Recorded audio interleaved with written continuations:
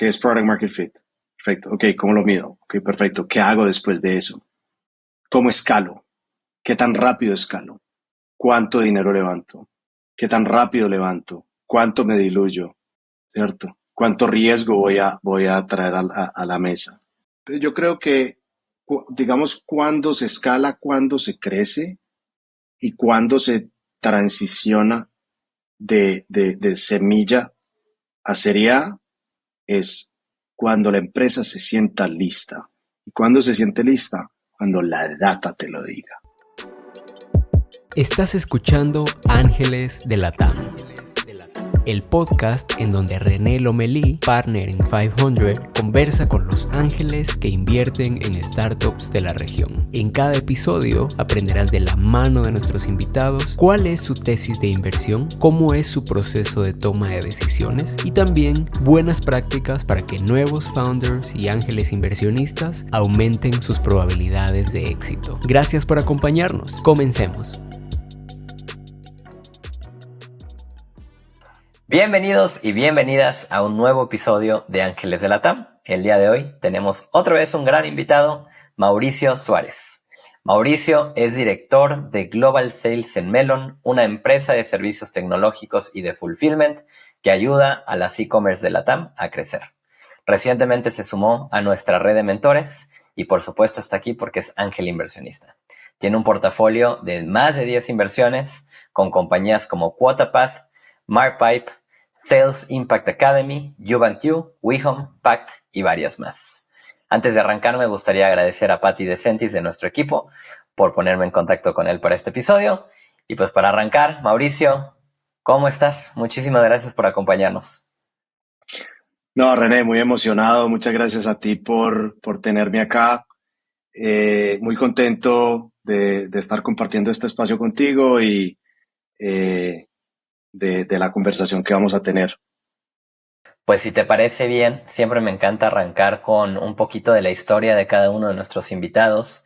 Me encanta escuchar quién eres, quién es Mauricio Suárez. Soy latino de crecimiento. Yo me crié en Medellín, en Colombia, y creo que ese acento no se va, ¿cierto?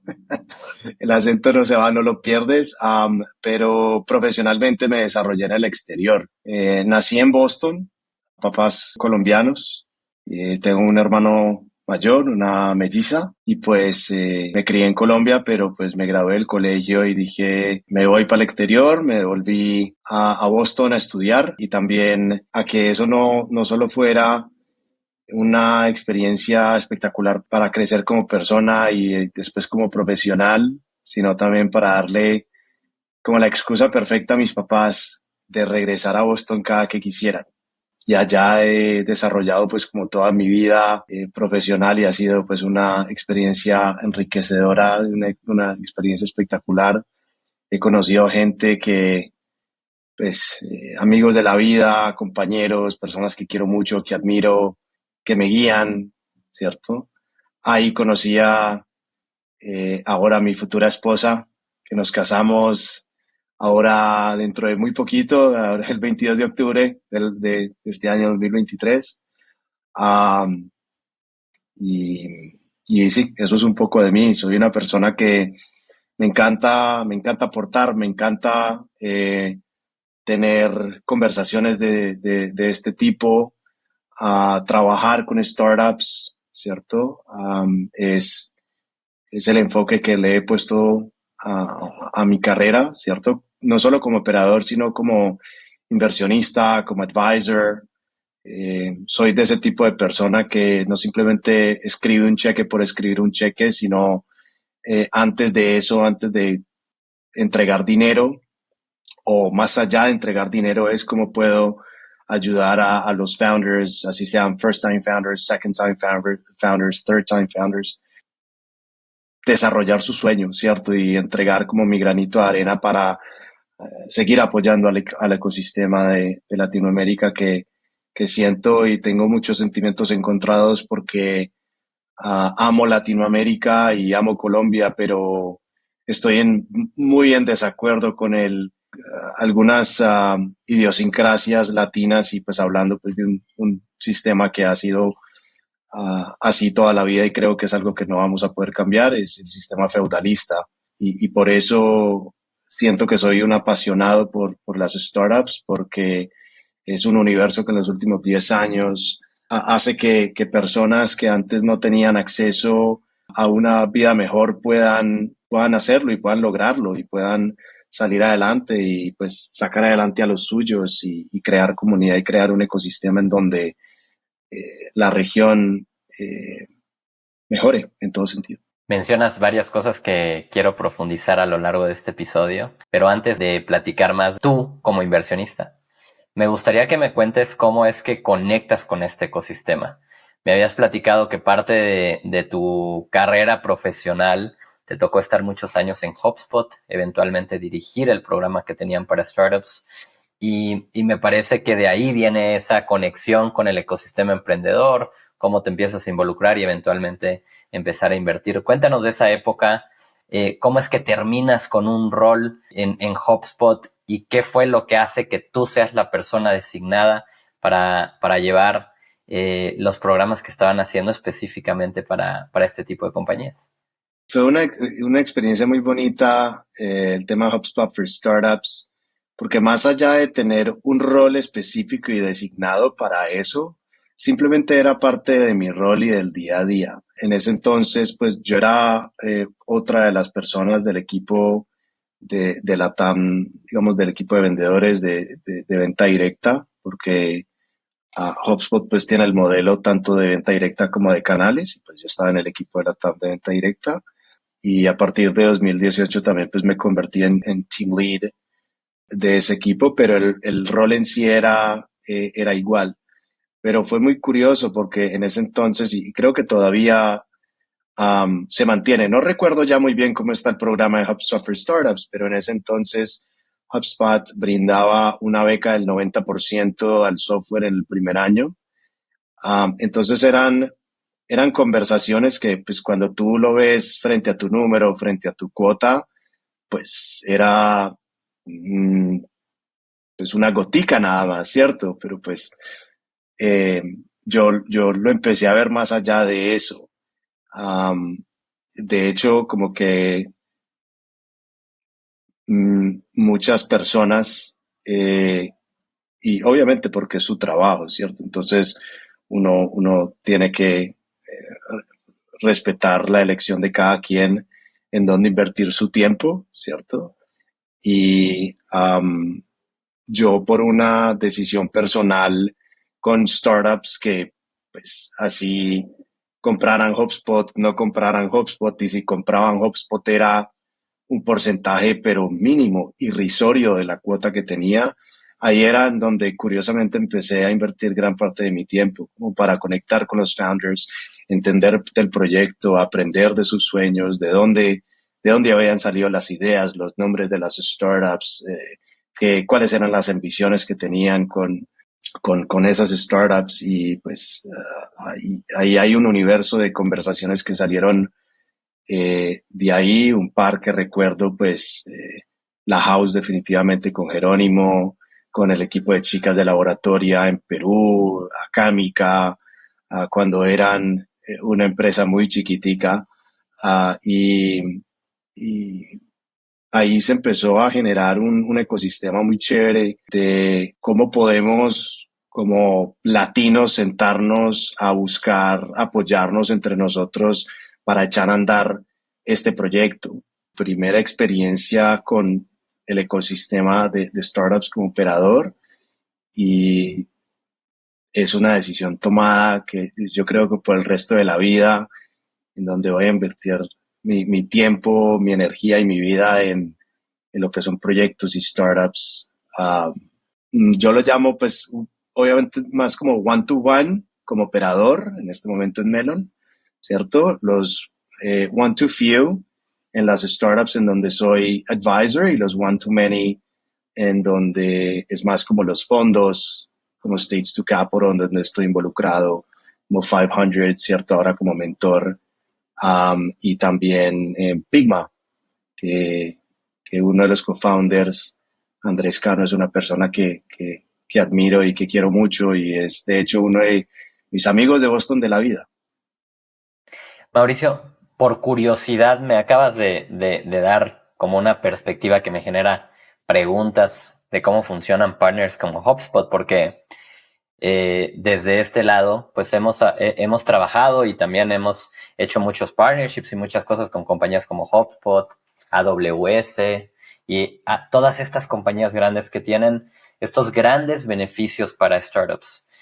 Y me llama la atención que mencionas como lo que yo interpretaría como una desalineación de tu objetivo interno, que es un KPI que tienes que cumplir de ventas, con ir a la startup y conseguir lo que mueve la aguja de tu KPI, nada, ¿no? Un diminuto. Pero me llama la atención porque de cierta manera pienso que estos programas existen o los interpreto como que existen porque es una apuesta de la compañía, como en este ejemplo HubSpot, de encontrar esas grandes cuentas que en el futuro van a ser relevantes. ¿Cómo eventualmente tú mides el impacto que generaste y cómo se ve en tus KPIs, bueno, o cómo se veía en tus KPIs cuando terminas dando este beneficio a una compañía como la House, que acabas de mencionar también como ejemplo, y eventualmente se pueden convertir en grandes clientes de HubSpot? ¿Cómo juega eso internamente para un equipo de ventas? Creo que esas dinámicas de ventas, luego con muchos emprendedores, me ha tocado como sentarme a tratar de entenderlas para definirlas internamente, y a veces no es fácil cómo incentivar al equipo para ese tipo de proyectos que son ir a trabajar con quien no te puede pagar en ese momento, ¿no? Sí, eso es una excelente pregunta.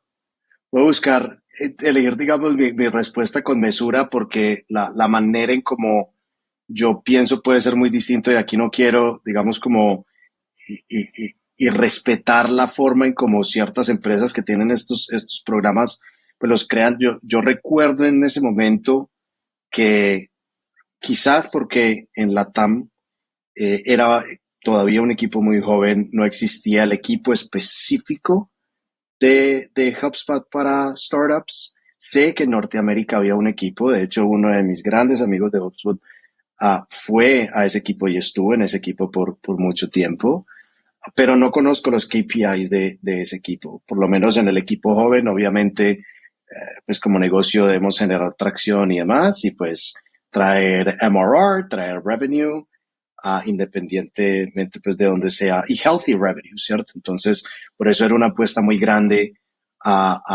también al programa de HubSpot for Startups de cómo ayudar a organizaciones pequeñas con mucho potencial a adquirir la plataforma con un descuento muy grande, con una beca muy interesante para que adoptaran la plataforma y después pudieran crecer con la plataforma. Porque si crecía la startup, pues HubSpot crecía también. Um, y yo creo que mi filosofía también, no solo como operador, sino lo que te decía en estas conversaciones, que yo elegía tener y invertir horas enteras hablando con startups que al final no movían la aguja con respecto al cumplimiento del cual era responsable. También siento que va muy de la mano de cómo soy como persona y como inversionista. Y esto ha sido algo que mis papás me han inculcado mucho, ¿cierto? A mí, en la vida siempre me decían como, no te preocupes por la plata, que la plata va a llegar, ¿cierto? Con tal de que tú hagas las cosas bien, ¿cierto? Hagas y te desarrolles como persona y como profesional desde un lugar, pues como desde el amor, desde el apoyo al otro, ¿cierto?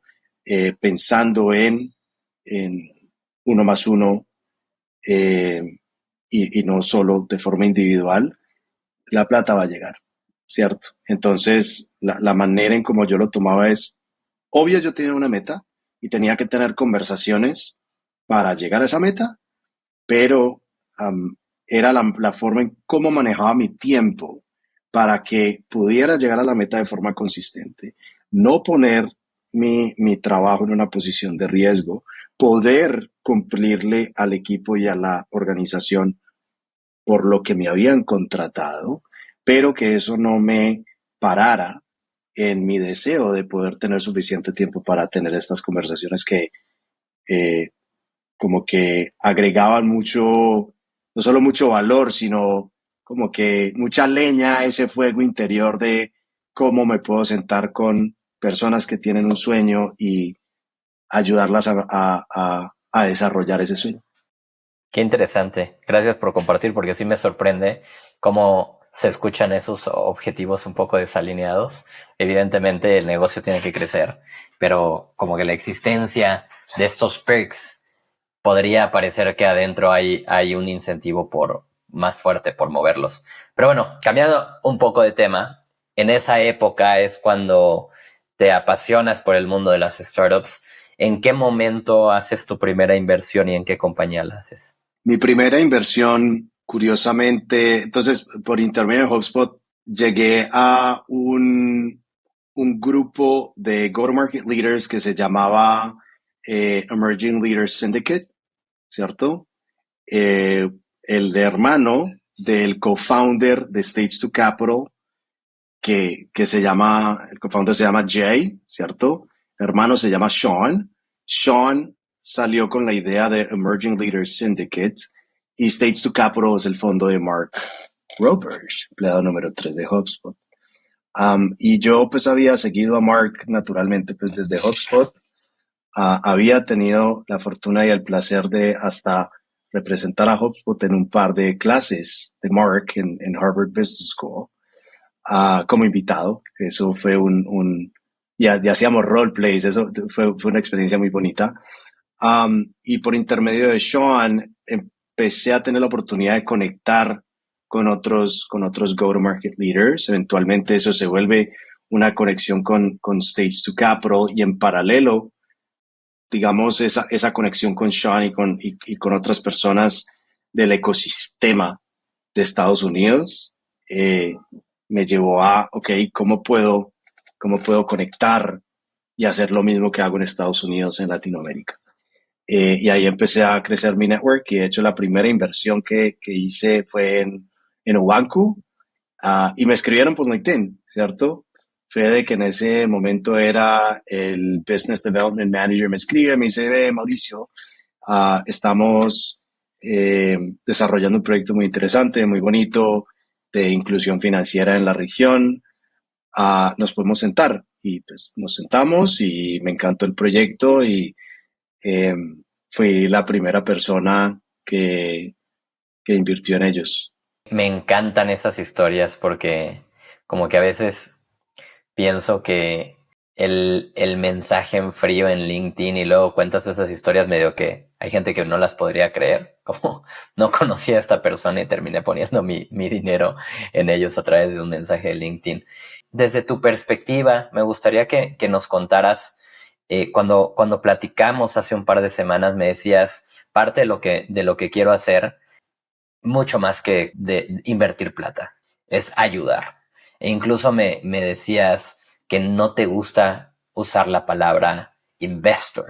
Y me gusta un poco el concepto de desde dónde viene, y lo dices porque también un poco el objetivo con el que estoy haciendo este podcast tiene que ver con desmitificar un poco esa palabra. Siento que en la TAM a veces el soy inversionista puede sentirse glorificado y definitivamente no lo es o no lo debería de ser. Entonces me gustaría que nos cuentes un poco esa perspectiva tuya de decir, no quiero glorificar a lo mejor esa palabra, investor, y que no sea solamente plata y ayudar.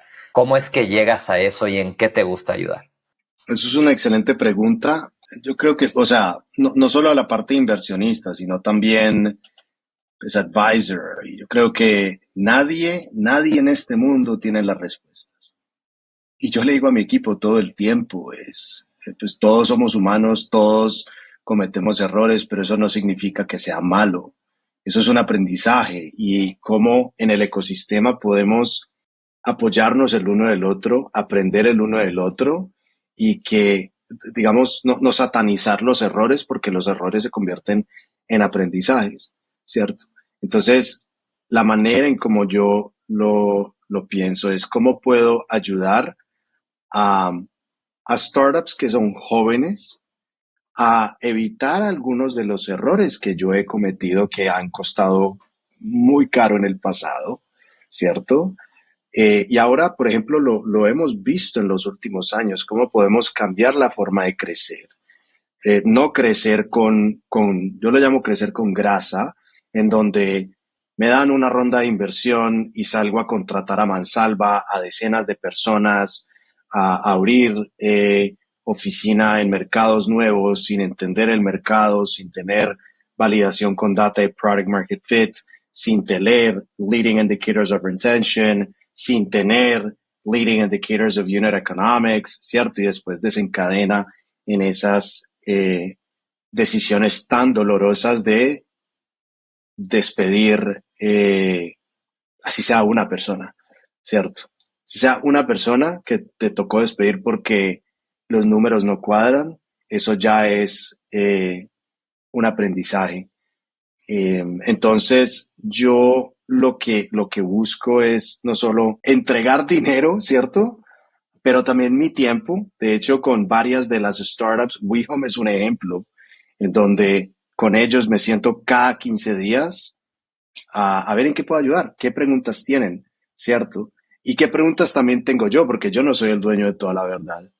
Yo también estoy aprendiendo. Por eso me encanta ahora la experiencia de Mentoring 500, porque eso no solo me da la oportunidad de seguir enseñando lo que sé, sino aprender del ecosistema de startups y scale-ups y advisors y go-to-market experts y personas de las cuales yo también voy a impactar, o sea, que nos vamos a generar valor mutuamente. Y lo que busco es eso, es cómo puedo llegar a aportar mi granito de arena, ¿cierto? Si hay algo que no sé, abiertamente te lo digo, no lo sé, aprendámoslo juntos, busquemos la respuesta y pues si la respuesta no era la correcta, pues es un aprendizaje para la vida. Me, me gusta lo que dices, conecto mucho con el parte de estar ayudando.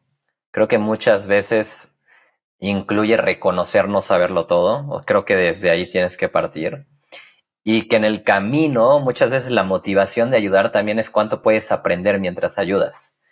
Y eso es espectacular porque creo que un sentimiento que yo tengo cuando estoy como punto de contacto con una compañía en donde estoy desarrollando esta relación de largo plazo, ayudando a las compañías, algo que agradezco mucho es esa apertura que la confianza puede generar a meterte a la cocina y hacer, deshacer, aprender, desaprender.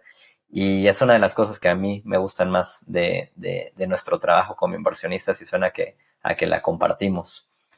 En tu experiencia, Mau, me gustaría llevar un poco este episodio hacia algunos consejos prácticos más hacia el lado de los founders. Parte de las cosas que platicábamos que te gusta ayudar y en donde tienes experiencia, hablábamos de cómo pensar alrededor de Product Market Fit, hablábamos un poco de cómo pensar en cómo una compañía cambia de serie seed a serie A. También platicábamos de qué significa pasar de un MVP a full producto. Me encantaría que tocáramos un poquito de eso para hacer de este también un episodio un poco diferente. Entonces, cuéntame un poco en tu perspectiva qué significa y cómo ayudas a una compañía en esa primera parte en donde en etapa temprana nos topamos con ese MVP y qué significa para un equipo tener el full producto. Tener el full producto, siento que hay como esta mística, y yo también la he vivido, en donde es como, ok, si construyo el producto, me van a llover clientes del cielo sin probar cosas nuevas. Y creo que es este problema de, ok, que viene primero la gallina o el huevo, ¿cierto? Construyo producto o lanzo un MVP y veo qué va pasando, o básicamente espero a generar data para que eso me ayude en mi toma de decisiones para desarrollar X producto, X funcionalidad. Um, y muchas veces lo que he visto es, una cosa es lo que como operador uno cree que sirve, que uno cree que va a agregar valor, que uno cree que el producto hace, que uno cree que el producto o la razón por la cual uno cree que compran el producto o no compran el producto. Y una cosa muy distinta a lo que opinan los clientes. Entonces, no solo cuando estás haciendo estrategias de expansión, sino hasta antes, es ese primer cliente, esos primeros 5 clientes, 10 clientes, 20 clientes. ¿Por qué compraron tu producto? ¿Qué querían lograr con ese producto? ¿Cierto? Esos famosos innovators, ¿cierto? Y medir el éxito de tu producto con base a la retención.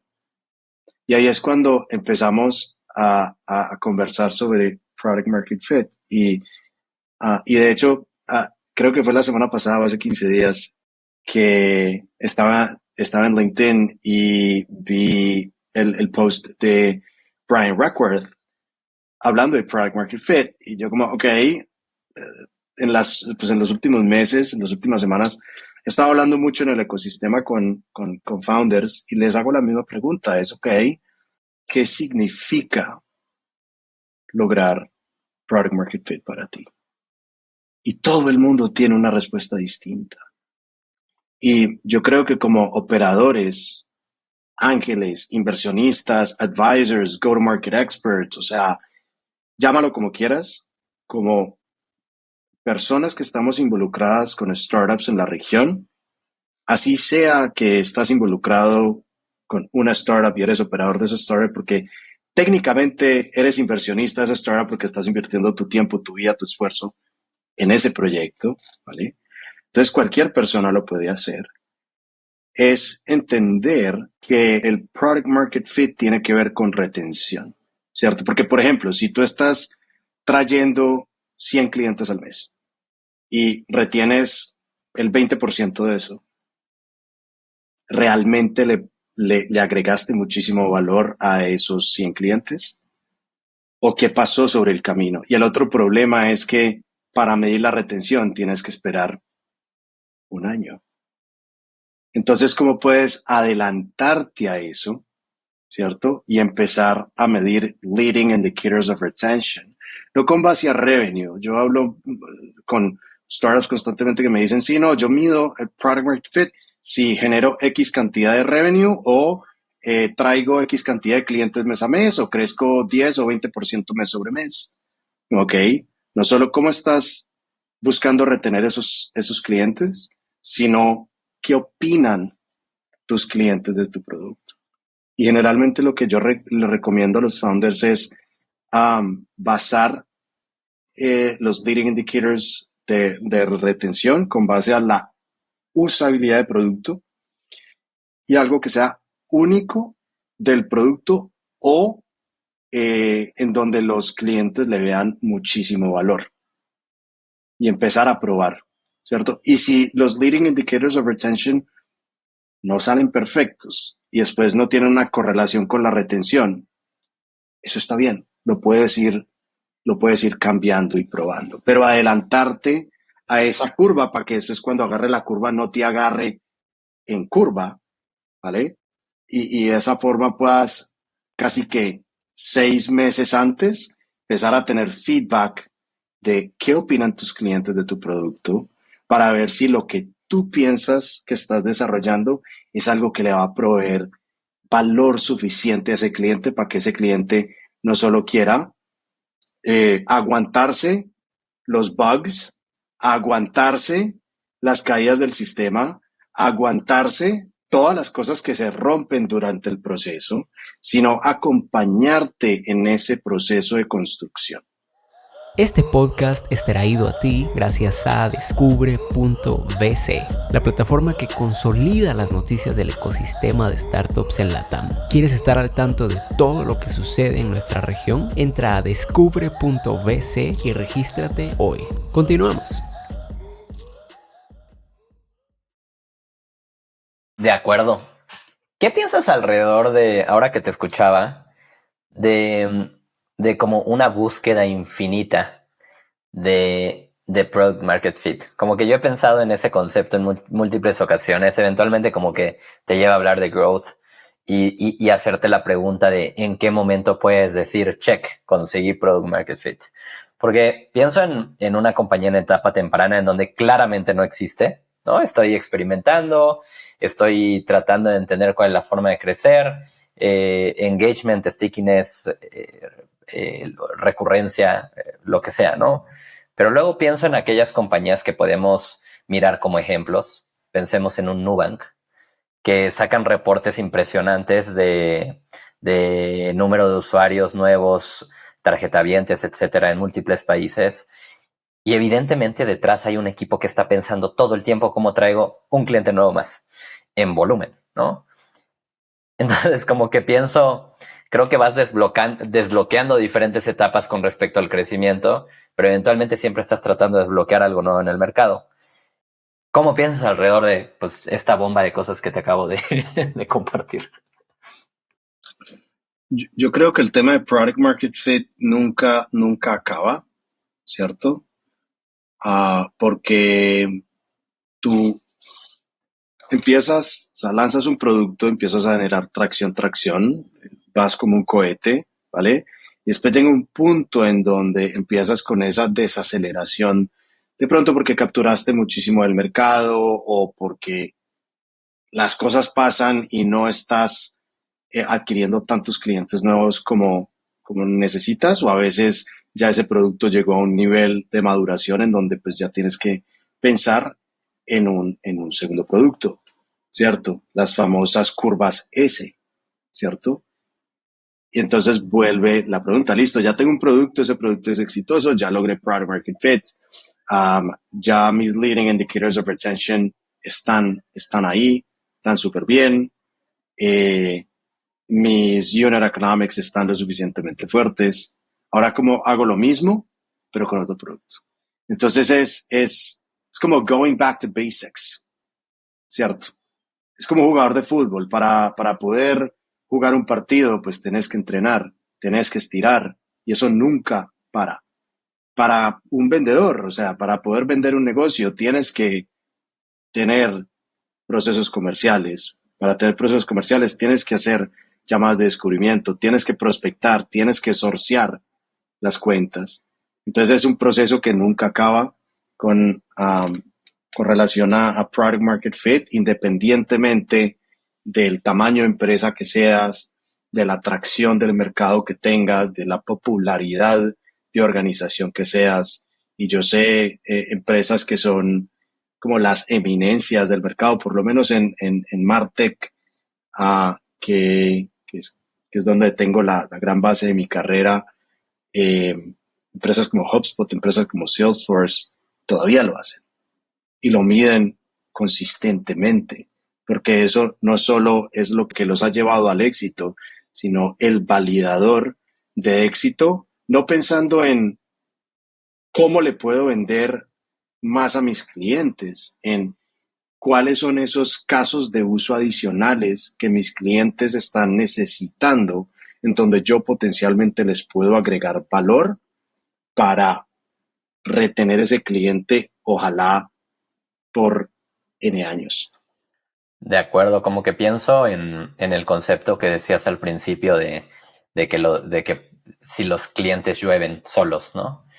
Y creo que hay contados ejemplos de compañías que pueden demostrar una viralidad que trae una base de usuarios gigantesca, em, como ahora fue Threads, ¿no? Veíamos un ejemplo en donde millones de usuarios se sumaron en una cuestión de 24 horas. Pero ahora el concepto de retención, ¿qué tan importante es, no? ¿Cuántos de esos están usando hoy Threads? Y cómo los equipos tienen que constantemente pensar en el 360 de qué significa que un usuario se sume, ¿no? Me encanta todo esto que estamos platicando. Cuéntame un poquito del concepto que platicábamos hace unos días de cómo es que cambia una compañía que pasa de seed a serie A. Eso depende definitivamente, digamos, de la etapa de cada compañía, pero lo que yo veo es que entonces esa es la primera pregunta, ¿cierto? Es, ok, ¿qué es product market fit? perfecto. Ok, ¿cómo lo mido? Ok, perfecto. ¿Qué hago después de eso? ¿Cómo escalo? ¿Qué tan rápido escalo? ¿Cuánto dinero levanto? ¿Qué tan rápido levanto? ¿Cuánto me diluyo? ¿Cierto? ¿Cuánto riesgo voy a traer a la mesa? Eh, y riesgo hablando y esto pasó mucho en los últimos años, a todas las compañías, ¿cierto? El mercado overvalued, o sea, unos, unos casos locos de eh, valuaciones por encima de 100x, que a uno no eso no le cabe en la cabeza. Yo creo que, digamos, cuando se escala, cuando se crece y cuando se transiciona de semilla a serie A, es cuando la empresa se sienta lista. ¿Y cuando se siente lista? Cuando la data te lo diga. Porque si tú, y voy a hablar desde el universo de la tecnología, que es donde me muevo como pez en el agua, es donde conozco más. Si tu lifetime value versus CAC no está en mínimo 3, no, no tienes los números que necesitas para que el negocio sea defendible. O sea, si tú vas a levantar una serie A con una expectativa de crecimiento X, por ejemplo, digamos que tú tienes 2 comerciales o 4 comerciales y levantas una serie A y dices, esta es la atracción que yo he visto en 2 años. Yo creo que puedo quintuplicar esta atracción el próximo año con parte de esta ronda. O sea, generar esa expectativa cuando no solo no tienes los números, sino que no tienes evidencia de si puedes lograrlo, ¿cierto? Eso es increíblemente peligroso. Y le pasa a muchas empresas, ¿cierto? No voy a mencionar nombres, solo voy a decir que es o era una startup de los Estados Unidos, una startup increíblemente exitosa, de las más exitosas de la región o en su momento. Levanta una serie a los 8 meses levanta una serie B por encima de $100 millones, y a los 8 meses de levantar la serie B se queda sin dinero y cierra. Entonces ¿cómo puedo crecer y seguir creciendo cuando estoy listo? Cuando me lo digan los números, no cuando me lo digan los inversionistas porque quieren simplemente decir, oye, vamos a set you up for success y te vamos a poner en una posición donde puedas hacer un exit muy, muy interesante. ¿Qué pasa si el mercado cambia? Ese safety net se te quita como se le quitó a todo el universo de startups hace 2 años y medio, y ya las valuations que tú levantaste una ronda a 25, 30x, ya está a 5, 6x. Es un gran ejemplo. Creo que, a ver, a mí en lo personal me ha tocado estar en esta industria por 10 años. He entendido en estos 10 años que hay ciclos. Hemos visto momentos muy retadores y nos podemos remontar a 2013 cuando estábamos empezando a invertir como 500. Y te diría que en ese momento lo veíamos con mucho optimismo porque estábamos aportando a crear y a crecer una industria. Y entonces, a pesar de que a lo mejor no había abundancia de capital, era un momento en el que era muy optimista para todos estar haciendo lo que estamos haciendo. Y curiosamente luego ves un 2021 con abundancia de capital, con números que son difíciles de comprender o de aterrizar, y luego ves un 2022-23 en donde la gente habla de un contexto macroeconómico muy complicado para startups. Entonces, como que dices, en este sub y baja, tienen la capacidad de ver muchas cosas, comparar momentos similares con interpretaciones distintas, pero si hay algo que tiene en factor estos 10 años es que compañías que tienen buenos fundamentos de negocio son aquellas que sobresalen y sobreviven. Y acabas de describir un ejemplo en donde, pues, a lo mejor tristemente el inversionista es también culpable del fracaso, ¿no? Porque hubo también, vimos muchas compañías apostando por crecimiento, pero sin unit economics saludables. Entonces ahora mencionas algo que es súper importante. De lo que te escucho decir, ¿cómo le recomiendas a un founder que está viendo en su compañía la oportunidad? No tiene todavía los fundamentals, pero también está viendo su cuenta de banco con poco capital y lentamente o rápidamente desapareciendo. Entonces, como que mencionas el no levantar capital hasta estar listos, pero a veces necesitas capital para estar listo. ¿Cómo piensas alrededor de ese tema? Sí. Y antes de responderte esa pregunta, mencionaste algo muy interesante. Mencionaste que las empresas que permean en el tiempo son las que tienen los fundamentos, ¿cierto? Yo también agregaría, de hecho, yo utilizo una analogía consistentemente con todo el mundo que hablo y es también las fundaciones, ¿cierto?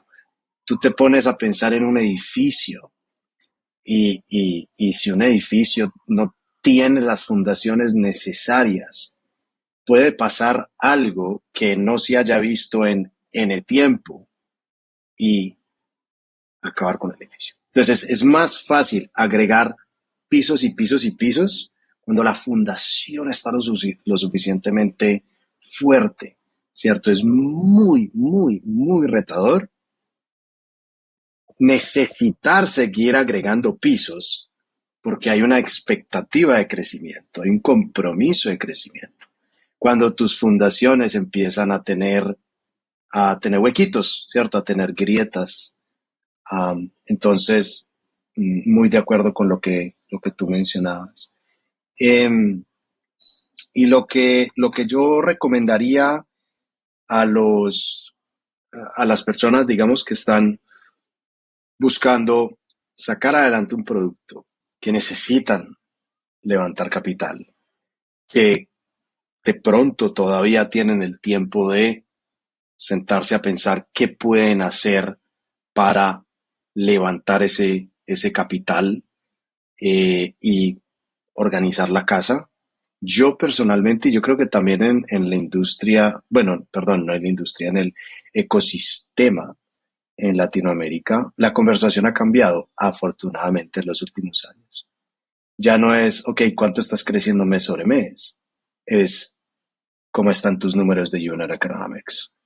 Hace 2 años nadie hablaba de unit economics, ¿cierto? Entonces ahora ya no es cuánto vas a crecer, cuánto revenue vas a generar. Ya uno empieza a escuchar más, ok, ¿cómo está tu LTV sobre CAC? ¿Cómo está tu CAC payback? ¿Cómo están tus burn multiples?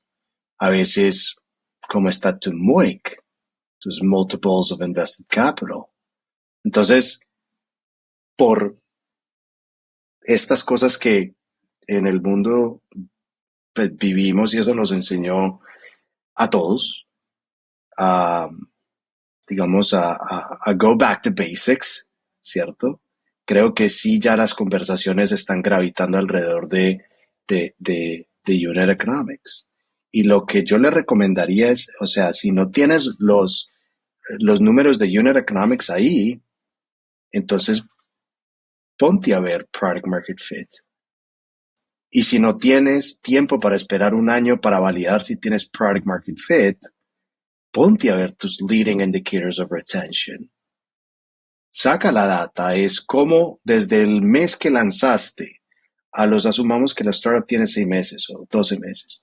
De ese primer mes, empieza a validar, agarra una métrica, ¿cierto? Un North Star, y empieza a sacar la data de cómo ha retenido esas cohortes de esos clientes que firmaste cada mes.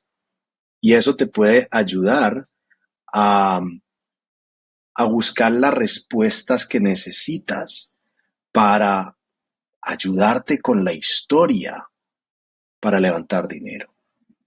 Y también depende mucho de los partners, o sea, las personas con quien levantas, pues a las personas que les pides capital. Hay diferentes tipos de inversionista Y la forma en como lo veo, como todo eso es un espectro. Yo particularmente soy un inversionista de alto riesgo, ¿cierto? Donde yo no invierto dinero si no estoy consciente y sé que estoy dispuesto a perder ese dinero, ¿cierto? Y mi recomendación para esos founders es si las VCs te están dando la espalda, cómo puedes buscar esos inversionistas medio locos como yo, que saben que es un big gamble, ¿cierto? Que no son tan conservadores, que no buscan tener todavía una validación de ciertos números eh, antes de hacer una inversión, ¿cierto? Eh, que pueden hasta invertir en pre-revenue, ¿cierto? Y buscar por ahí y apoyarse del ecosistema porque pues hay personas que están dispuestas a decir, hey, yo te ayudo a impulsar este sueño, así no tengas los números, de pronto con mi granito de arena te puedo dar meses de vida para que encuentres los números y te ayude a catapultar a, pues a un seed stage o un Series A.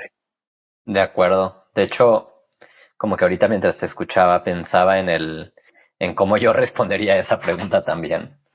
Y dijiste el back to basics, ¿no? Y pienso que en un mundo en donde vimos, o en una temporada en donde vimos abundancia de capital, sin duda se olvidan algunos de esos basics. Y, y la naturaleza de tener dinero en el banco, más que ir rápido, muchas veces terminó en algunas compañías, no podemos generalizar ni decir que todas, en tener equipos contratando mucha gente muy rápido. Y siento que ahora que decías como encontrar esa prudencia tal vez de decir estoy listo, ver los datos, me encanta el decir una cultura orientada a primero ver el dato antes de tomar una decisión. Como pensar en un equipo chiquito tiene que encontrar esos fundamentos primero. Y es impresionante lo que un equipo chiquito puede lograr, especialmente en también cómo le puede mover el capital de un ángel, de un loco, apoyando ese sueño. Una compañía de 3 a 5 personas, $50,000 les rinde un montón de tiempo, mientras que una compañía con 25, 30, $50,000 no les alcanza para nada, ¿no? Y están tratando a veces de conseguir lo mismo. Entonces, pues no sé, creo que ser scrappy y recordar el valor de $1, creo que es para mí igual súper importante en la búsqueda de este product market fit y de estos fundamentos. Mauricio, cuéntanos tu tesis. Bueno, perdón. Perdón, otra cosa que es que me encantó eso que agregaste y una cosa que me saltó a la mente y lo debo decir y es algo que tú mencionabas al inicio de nuestra conversación y es muchas veces hay personas que por querer aprender, querer encaminarse en un sueño, pues sacrifican economía para eso. Entonces esa es mi otra recomendación para los founders. Si tú quieres contratar top talent, ¿cierto? Perfectamente tienes las options a disposición. O sea, no, y también la persona, también depende de la persona, o sea, la persona no puede esperar entrar a una empresa súper chiquita con 10 12 empleados y buscar decir, no, es que yo quiero que me paguen 4 5 $6,000 mensuales, o más o menos. Es como podemos entre todos ser súper scrappy, ¿cierto? Y si la empresa no está en posición de pagarte ese dinero, pues, ¿qué otras cosas? Obviamente, aparte de la oportunidad de crear, crecer, apoyar, que los founders se apoyen de las stock options que pueden dar a ese employee pool para atraer talento, ¿cierto? Muchas veces en mi carrera yo me he conscientemente bajado el salario, ahorita en Melon, y antes que estaba en Core, y cuando estuve entre, o sea, uno conscientemente se baja el salario, ¿cierto? Y lo dice, y a mí no me da pena decirlo, porque hay otras cosas que compensan. Entonces eso es otra recomendación que le haría a esos founders que quieren ese apoyo, ¿cierto? Quieren, digamos, seguir creciendo el equipo, pero generalmente o necesariamente no tienen ese capital para justificar eh, esas contrataciones. De acuerdo. Te hacía la pregunta de tu tesis como para ir cerrando el episodio. En verdad me queda una pregunta más, pero descríbenos tu tesis. Siempre me gusta poderla escuchar definida, en qué inviertes, industrias, región, etapa, tamaño de ticket. Entonces, voy a empezar eh, en qué invierto. Para mí, todo el mundo, si tienes la oportunidad, ¿cierto? Y no tienes miedo a perder ese dinero, trata de tener más o menos el 3-5% de tu dinero listo como para jugar con eso, ¿vale? Eh, entonces, yo busco centrarme en empresas de tecnología jóvenes. Entre más jóvenes, mejor, ¿cierto? No solo porque a mí me gusta, por eso he invertido en tantos sitios. Um, Me gusta involucrarme en la mayor cantidad de sitios que puedo. Hay también, y han habido personas que me buscan y me dicen, oye, quiero trabajar contigo. Y yo como, me encantaría, pero pues de capital estoy bajito porque pues me voy a casar y luego me voy de luna de miel, hay otras prioridades y pues como la vida sucede, entonces pues quiero ser un poquito conservador y casi que contenerme de mi propia locura. Entonces yo tiendo a dar cheques que no son demasiado significativos, pero que me dan suficiente skin in the game como para decir, eh, puedo mover la aguja, ¿cierto? Pero también puedo entrar a ayudarte. A mí um, me siento más cómodo, así sea pre-revenue. No me importa porque ahí estoy un poco loco. Pre-revenue, ¿cierto? También he invertido en first time founders. Tiendo a no, ¿cierto? Tiendo a no. Um, Tiendo a también invertir en un equipo, ¿cierto? Entonces eso es uno de mis temas principales. Invertir en el equipo, eso es lo más importante, ¿cierto? Porque es el equipo que va a sacar adelante a ese barco cuando tiene todos esos headwinds y todos esos problemas, porque van a haber más problemas, van a haber más preguntas que respuestas. Entonces van a haber muchos más headwinds que tailwinds. Entonces ese equipo tiene que ser increíblemente resiliente, ¿vale? Eh, lo segundo que me enfoco es, hay suficiente mercado, ¿cierto? Esto es una idea que puede convertirse de idea a realmente un producto.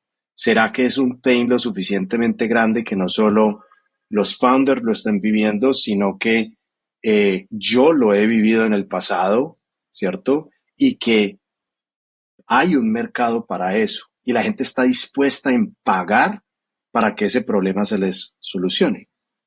Y la tercera es la atracción inicial. Así sea pre-revenue, pues tienes pilotos, tienes algún tipo de número que te ayuda a validar como esa atracción inicial. Y generalmente me gusta que sea antes de serie A, no solo porque hay los ángeles que decidimos emitir chequecitos de 10, 15, 20, ahí es cuando empiezan a escasear, ¿cierto? Para las series, los últimos años pues ya no, ni siquiera es VCs, ya empiezan a haber PE firms, family offices, ¿cierto?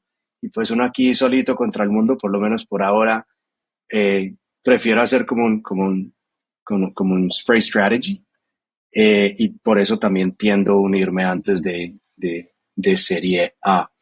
Y de esa forma, antes de serie A, pues también es donde yo me muevo como pez en el agua, es donde tú estás buscando llegar a product market fit, validar Leading Indicators of Retention, validar Unit Economics y organizar la casa para que al momento que llegues a Serie A tengas todo lo que, bueno, todo, la mayoría de cosas que necesites para poder tener éxito y después no irte a pegar un tiro en el pie y decir, oye, dame 10, 20 millones y levantas una serie gigante y después te pones un blanco en tu espalda de tener que crecer, no sé, 5x en un año. De acuerdo. Mauricio, nada más nos faltó responder región e industrias. No, claro, perdón. Región América en general. Ok. Incluye Estados Unidos. Incluye Estados Unidos. En gran medida y por intermedio, digamos, de Stage to Capital y del ecosistema que tengo en Estados Unidos. Estoy muy involucrado, digamos, también con startups en Estados Unidos. Pero ahora me quiero enfocar mucho más a la TAM, ¿cierto? En los últimos 18 meses es donde más conversaciones he tenido, ¿cierto? Y más allá, digamos, de ser inversionista con cheque, pues las últimas 3 startups como operador en donde he estado, tanto Trébol como Core como Melon, son 3 empresas latinas. Entonces también lo veo de esa forma, de cómo como operador puedo entrar a apoyar. Entonces soy como agnóstico con respecto a la región, pero ahora me quiero empezar a enfocar mucho más en la TAM. Obviamente después del matrimonio, cuando ya pueda tener un poquito más de cash flow para poner chequecitos.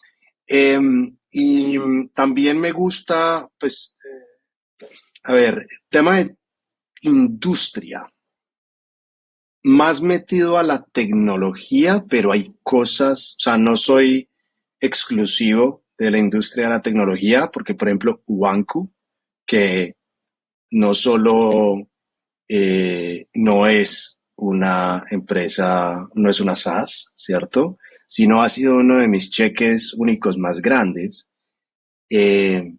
Ojalá se escuchen este podcast para que eso los enorgullezca. No tiene nada que ver con tecnología.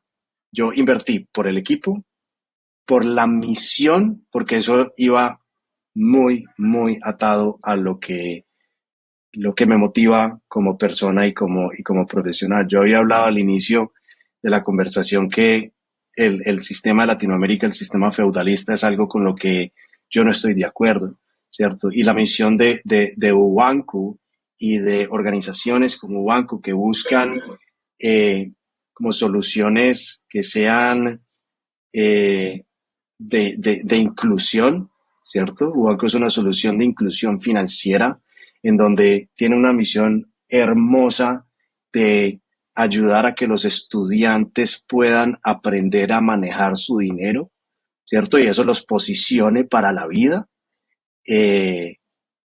Tú sales de la universidad y pues ¿quién te enseña a sacar un crédito? ¿Quién te enseña a utilizar una tarjeta de crédito? ¿Quién te enseña sobre las tasas de interés? Nadie.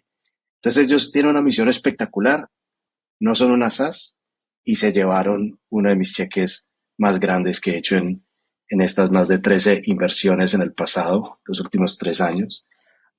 Entonces, si bien me enfoco mucho en tecnología porque es donde me muevo como pez en el agua, no tiene que ser exclusivamente tecnología. Si veo algo que, digamos, dice, uy, aquí yo me tengo que meter porque va muy atado a lo que yo creo como persona, donde yo siento que puedo tener un impacto y ayudar a esa, llamémoslo, como nivelación socioeconómica en la región, ahí me meto al 1000%. Buenísimo. Pues Mau, con eso vamos cerrando el episodio. Me quedo muchísimo con esto último que comentas. Conecta con las motivaciones que creo he encontrado en cada uno de los inversionistas que hemos tenido en el podcast. Nadie está haciendo esto solo por plata. Y cuando te conocí me dijiste que una de tus motivaciones más grandes de invertir era dejar, ojalá, un mundo mejor que el que tú te encontraste. Con eso cerramos. Mauricio, mil gracias por tu tiempo. Gracias por acompañarnos en este episodio de Ángeles de la TAM.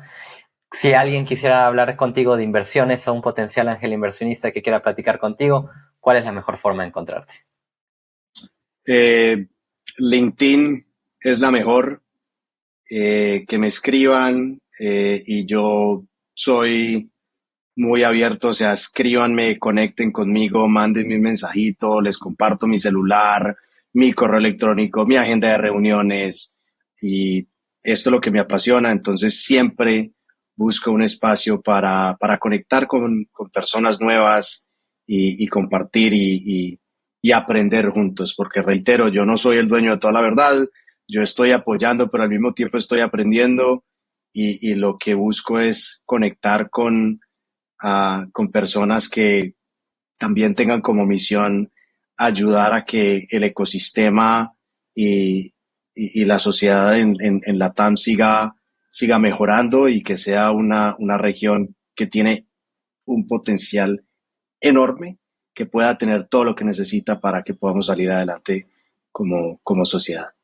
Entonces, que conecten conmigo y no, gracias a ti, René. O sea, espectacular esta sesión, esta conversación, espectacular tu podcast. Felicitaciones y una idea increíble y me siento honrado de que me hayas considerado para este episodio. Muchas gracias a ti y también a todo el equipo de 500 por la misión tan bonita que tienen, el fondo tan lindo y pues todas las personas y todos los expertos que tienen detrás. Mil gracias, Mau. Pues para todos los que nos escuchan, yo soy René Lomelí. Muchas gracias por acompañarnos en este episodio. También me puedes encontrar en LinkedIn y si eres un ángel inversionista y te gustaría estar en este espacio, como cada semana, te invito a escribirme y nos vemos en el próximo episodio. Esto fue Ángeles de la TAM. Si te gustó el episodio, ayúdanos a compartir esto con más personas y síguenos para mantenerte al tanto de la siguiente conversación. Búscanos en redes sociales como @500latam y @descubrevc. Gracias por acompañarnos.